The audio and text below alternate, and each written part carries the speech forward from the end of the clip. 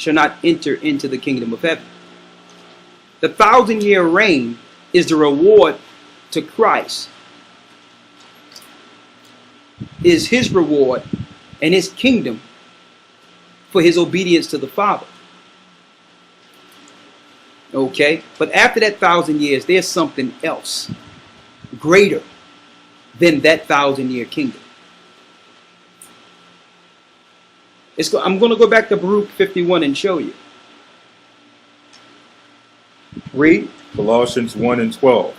Giving thanks unto the Father, which hath made us meet to be partakers of the inheritance of the saints in light. Go ahead. Who have delivered us from the power of darkness. Delivered us from the power of darkness. And hath translated us into the kingdom of his dear Son. Go ahead. In whom we have redemption through his blood, even the forgiveness of sins, who is the image of the invisible power, the firstborn of every creature. For by him were all things created. By him was all things created. That are in heaven. That are in heaven. And that are in earth. That is in earth. Visible and invisible. Visible and invisible. Whether they be thrones or dominions or principalities or powers. All things were created by him and for him. So when Christ went to the throne and shed his blood on the heavenly tabernacle, he began to work on the new creation. Him and the angels began to do what they did in the beginning for those that would make it through this stage of building Adam. See? Let's go back to Baruch, where you left off at. Baruch 51, verse 11. Go ahead. For there shall be spread before them the extents of paradise, and there shall be shown to them the beauty of the majesty of the living creatures which are beneath the throne, and all the armies of the angels, who are now held fast by my word, lest they should appear, and are held fast by a command, that they may stand in their places till their advent comes. Moreover, there shall be an excellency in the righteous surpassing that in the angels. For the first shall receive the last, those whom they were expecting, and the last of those they used to hear that they had passed away. For they had been delivered from this world of tribulation, and laid down their burden of anguish. For what then have men lost their life? And for what have those who are on the earth exchanged their soul? For then they chose not for themselves this time, which beyond the reach of anguish could not pass away. But they chose for themselves that time, whose issues are full of lamentation and evils. And they denied the world which ages, not. So exactly what this showing is, there's people who will choose this world because they don't believe that Christ have created a greater one. So they'll make this existence, this life, their everything. Not knowing, not really perceiving what they're choosing. They're choosing to make this world their kingdom instead of denying this world and accepting the invisible world that's prepared for us. Read on. And they denied the world which ages not. But they denied the world that ages not. That's the world Christ began to create once he went to the heavenly throne. Read. Those who come to it. And they rejected the time of glory, so that they shall not come to the honor of which I told thee before. Now I need you to go to 1 John 3, 2 and 3. 1 John chapter 3, verse 2. Start at the first verse. Verse 1. Behold, what manner of love the Father hath bestowed upon us, that we should be called the sons of God. What manner of love did he bestow on us, that we should be called the sons of God? Don't forget, after we fell as a nation, after serving all the empires, even during a little after Christ's time, keep in mind that our people, the children of Israel, were rejected and needed Christ's blood as an adoption back to the Father. The Most High was not hearing Israel's prayer. So Israel needed a sacrifice to be called sons of the living God again. Read. Therefore the world knoweth us not, because it knew him not. Beloved, now are we the sons of God. Now are we the sons of God. And it doeth not yet appear what we shall be, but we know that when we shall appear, we shall be like him. We shall be like him. For we shall see him as he is. And every man that hath this hope in him purifieth himself, even as he is pure. So we know that our change will be as Christ's change, according to Scripture. So this is what we'll be changed into. Let's go back to the Scripture that show us what the power of the angels as far as being able to change forms. Let's get it.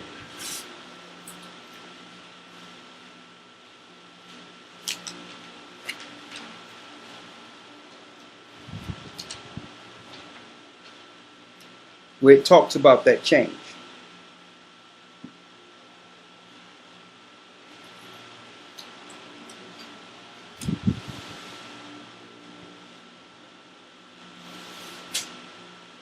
One moment with us here. This verse 10. Read the 10th verse. Baruch 51 and 10. Go For in ahead. the heights of that world shall they dwell. In the heights of that world shall they dwell. And they shall be made like unto the angels. They shall be made like unto the angels. This is the change. And be made equal to the stars. And will be made equal to the stars. And they shall be changed into every form they desire. And they shall change into any form they desire. That's the change at the twinkling of an eye. So that change will happen when? For the elect, it will happen when Christ returns. And after the final judgment, all the rest of the people that make it to the other side in righteousness will have this same exact change. Flesh and blood will not enter into this new world that was created by Christ. Read. From beauty into loveliness, and from light into the splendor of glory. Now, I need you to go to 2nd Esdras 8, 1 through 3. 2nd Esdras 8, 1 through 3. 2nd Ezra chapter 8 verse 1. And he answered me, saying, The Most High hath made this world for many.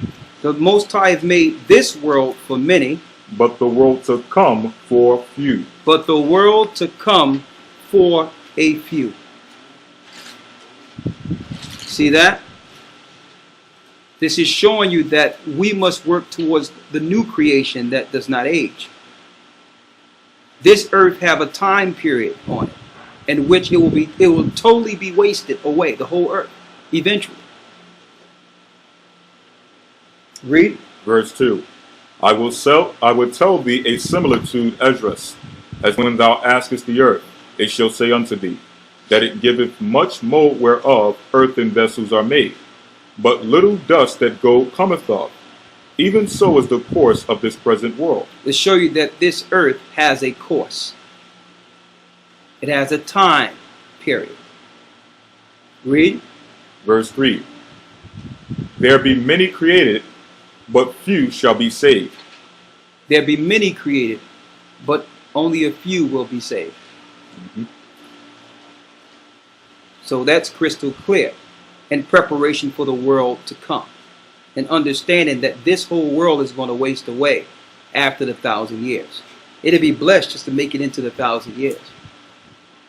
But to know there's something greater coming. And of course, eyes have not seen, ears have not heard, neither have it entered into the minds of men what happens after Christ turned it back over to the Father. But we know it's going to be in a different place. It won't be this earth. Let's go to 1 Corinthians 15 and start at 26.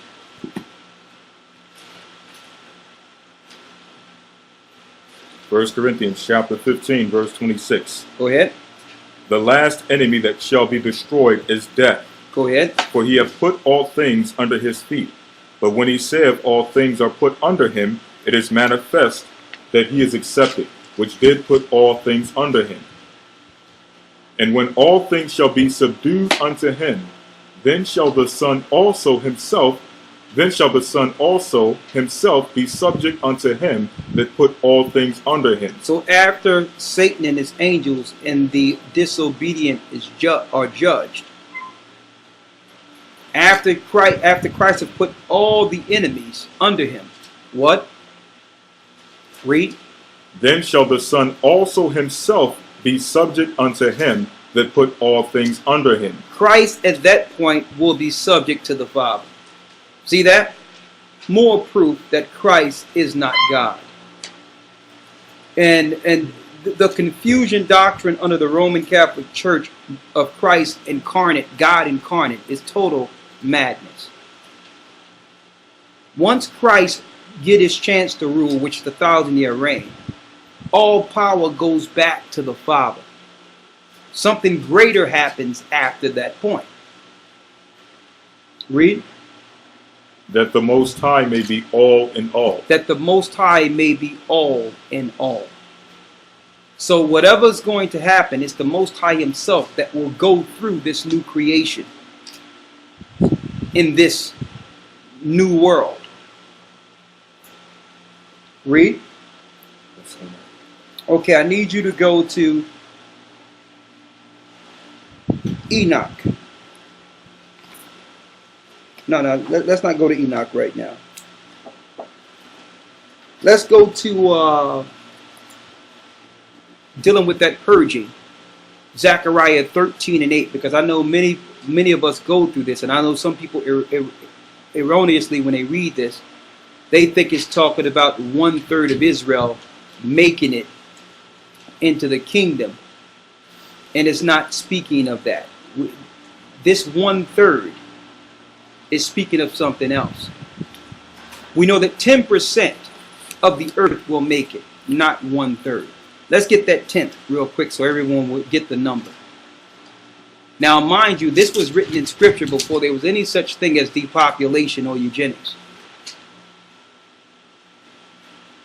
Isaiah chapter. And based on all the numbers and the actuaries that people are going into, they're predicting that the earth will be down 90% from its normal population if things continue in its downward spiral. So they're not saying anything different than what the scriptures have said for ages. Nothing different. Let's read it. This is Isaiah chapter 6, verse 11. Then said I, Lord, how long? Then he answered, until the cities be wasted without inhabitants. Until the cities be wasted without inhabitants. And the houses without man. And the land be utterly desolate. And the Lord have removed men far away. And there shall be a great forsaking in the midst of the land. Go ahead. But yet in it shall be a tenth. Be a what? A tenth. Be a what? A tenth. Be a tenth. So we know eventually only 1/10 is going to make it. Not 1/3. 1/10. So, because I'll be hearing this 2/3 thing over and over again, and I don't understand this 2/3. These 2/3 are going to... Zechariah is not speaking of 2/3 of Israel going to be killed for wickedness. There's going to be 10% that will make it. And only 1/3 out of that 10% will be changed. Only 1/3 out of that 10% will be changed. Let's go to Zechariah 13:8 real quick. What you got there? You got something? This is Amos 5, 1-3. Yeah, this is talking about 1/10 too, right? Let's get that also. Hear ye this word which I take up against you, even a lamentation, O house of Israel. The virgin of Israel is fallen. She shall no more rise. She is forsaken upon her land. There is none to raise her up. For thus saith the Most High Power. The city that went out by 1,000 shall leave 100. And that which went forth by 100 shall leave 10 to the house of Israel. Shall leave what? Shall leave 10 to the house of Israel. What number is that according to prophecy? 10%. Now that's not hard to understand based on the level of